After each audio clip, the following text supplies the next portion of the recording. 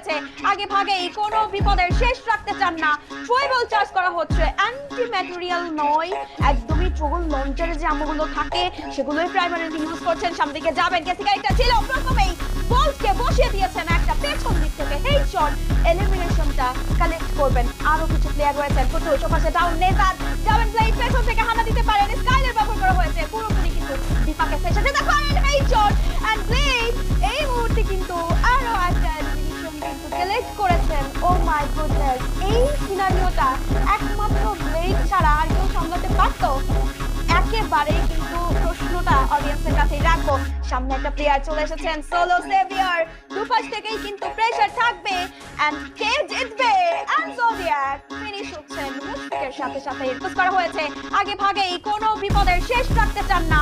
Tribal charge করা হচ্ছে, anti material নয়, একদমই ট্রোল লঞ্চারে যে আমগুলো থাকে সেগুলোই প্রাইমারিলি ইউজ করছেন। সামনে দিকে যাবেন, গেসিকা এটা ছিল প্রথমেই বলকে বসিয়ে দিয়েছেন একটা পেছন দিক থেকে হেডশট। এলিমিনেশনটা কালেক্ট করবেন, আরো কিছু প্লেয়ার রয়েছেন। প্রচুর সোফাসে ডাউন নেজার যাবেন, প্লেয়ার পেছন থেকে হামলা দিতে পারেন। স্কাইলের ব্যবহার করা হয়েছে, পুরোপুরি কিন্তু দীপাকে ফেসে যেতে পারেন হেডশট।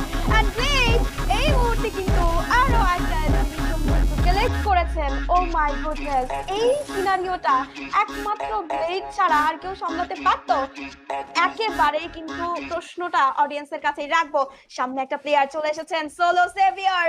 দুপাশ থেকেই কিন্তু প্রেসার থাকবে। এন্ড কে জিতবে? এন্ড জোডিয়াক ফিনিশ হচ্ছেন মুশফিকের সাথে সাথে।